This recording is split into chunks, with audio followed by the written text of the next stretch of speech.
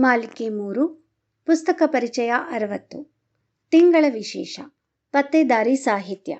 ಪುಸ್ತಕದ ಹೆಸರು ಮನಸ್ಸಿನ ಕಣ್ಣು. ಲೇಖಕರು H.G. ರಾಧಾದೇವಿ.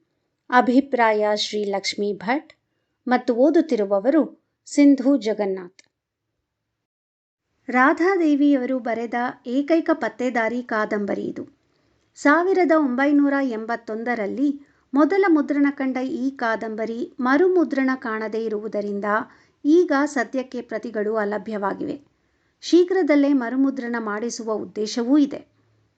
ಬೇರೆ ಪ್ರಕಾಶಕರೆಲ್ಲ ರಾಧಾದೇವಿಯವರ ಸಾಮಾಜಿಕ ಕಾದಂಬರಿಗಳಿಗೆ ಮಾತ್ರ ಬೇಡಿಕೆ ಇಡುತ್ತಿದ್ದ ಆ ಕಾಲದಲ್ಲಿ ಈ ಪ್ರಕಾಶಕರು ಮಾತ್ರ ಅವರ ವಿಭಿನ್ನವಾದ ಈ ಕಾದಂಬರಿ ಪ್ರಕಟಿಸುವ ಕಾರ್ಯ ಮಾಡಿರುವುದು ಸ್ತುತ್ಯಾರ್ಹ.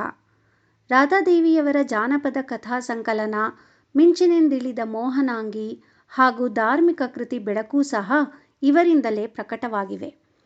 ರಾಧಾದೇವಿಯವರ ಸ್ಮರಣ ಸಂಚಿಕೆ ಮಾಡುವಾಗ ನಾಡಿನ ಅನೇಕ ಲೇಖಕ ಲೇಖಕಿಯರೆಲ್ಲ ತಮಗಿಷ್ಟವಾದ ರಾಧಾದೇವಿಯವರ ಕಾದಂಬರಿಗಳ ಬಗ್ಗೆ ಬರೆದರು.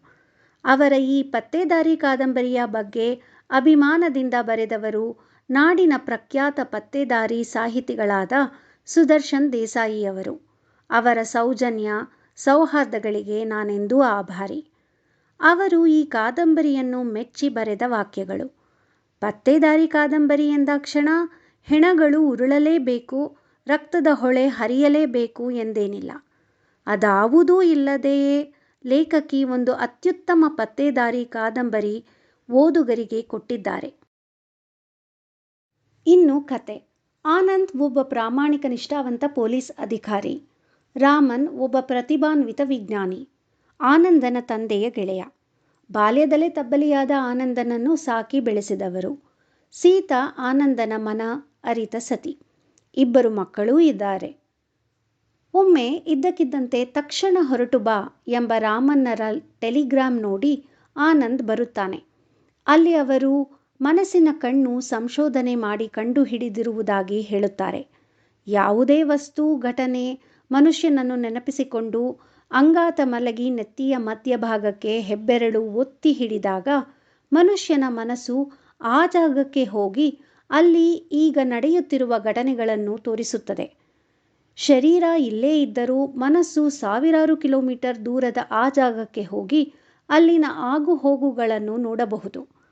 ತಮಗೆ ವಿಷಯ ಬಹಿರಂಗಪಡಿಸಿ ಯಾವುದೇ ಪ್ರಶಸ್ತಿ ಪಡೆಯುವ ಆಸೆ ಇಲ್ಲವೆಂದು ಆನಂದನಂಥ ಪ್ರಾಮಾಣಿಕ ಅಧಿಕಾರಿಗಳಿಗೆ ಈ ಶಕ್ತಿ ಕೊಟ್ಟು ತಮ್ಮ ಸಂಶೋಧನೆ ಸಮಾಜಕ್ಕೆ ಉಪಯೋಗವಾಗಲಿ ಎನ್ನುವ ಆಸೆ ಉಳ್ಳವರು. ಮನಸ್ಸಿನ ಆ ಶಕ್ತಿ ಜಾಗೃತಗೊಳಿಸಲು ರಾಮನ್ನರು ಆನಂದ್ಗೆ ತಾವು ಕಂಡುಹಿಡಿದ ಔಷಧಿಗಳನ್ನು ಕೊಟ್ಟು ಆನಂದನ ಮನಸ್ಸಿನಲ್ಲಿ ಆ ಶಕ್ತಿ ತರುತ್ತಾರೆ. ಪ್ರಾಯೋಗಿಕವಾಗಿ ಆನಂದ್ ಅಲ್ಲಿ ಮಲಗಿ ತನ್ನ ಮನೆ ಹಾಗೂ ಠಾಣೆಯಲ್ಲಿ ನಡೆಯುವ ಕೆಲವು ಘಟನೆಗಳನ್ನು ನೋಡುತ್ತಾನೆ. ಮರುದಿನ ಊರಿಗೆ ಹೋದಾಗ ತಾನು ಕಂಡ ಘಟನೆಗಳೆಲ್ಲ ಸತ್ಯ ಎಂದರಿತು ಚಕಿತನಾಗುತ್ತಾನೆ.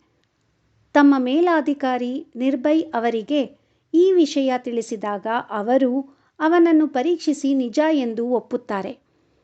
ಈ ಶಕ್ತಿಯ ಸಹಾಯದಿಂದ ಆನಂದ್ ಬಹುದಿನಗಳಿಂದ ಬಗೆಹರಿಯದ ಹಲವು ಇಲಾಖೆಯ ತಲೆ ತಿನ್ನುವ ಕೇಸ್ಗಳನ್ನು ಬಗೆಹರಿಸುತ್ತಾನೆ. ಕೊನೆಯಲ್ಲಿ ಇದೊಂದು ಪತ್ತೇದಾರಿ ಕಾದಂಬರಿ ಎನ್ನುವ ಅಂಶವನ್ನು ಸಾರ್ಥಕಗೊಳಿಸಲೋ ಎಂಬುವಂತೆ ಮನಸ್ಸಿನ ಕಣ್ಣಿನ ಸಹಾಯವಿಲ್ಲದೆ ಕೇವಲ ತನ್ನ ಬುದ್ಧಿ ಬಲದಿಂದ ಅಪಹರಣದ ಕೇಸೊಂದನ್ನು ಬಗೆಹರಿಸುತ್ತಾನೆ ಕೂಡ. ಆಗಿನ ಓದುಗರು ಮೆಚ್ಚಿ ಕಾಗದ ಬರೆಯುತ್ತಿದ್ದ ಈ ಕೃತಿಯನ್ನು ಶೀಘ್ರದಲ್ಲೇ ಮರುಮುದ್ರಣ ಮಾಡಿಸಿ ಇಂದಿನ ಓದುಗರ ಕೈ ಸೇರುವಂತೆ ಮಾಡುವ ಇಚ್ಛೆ ಇದೆ. ತದನಂತರ ಖಂಡಿತ ಓದಿ ನೋಡಿ. ರಾಧಾದೇವಿಯವರ ವಿಭಿನ್ನ ಕಾದಂಬರಿ ಇದು. ಧನ್ಯವಾದಗಳು.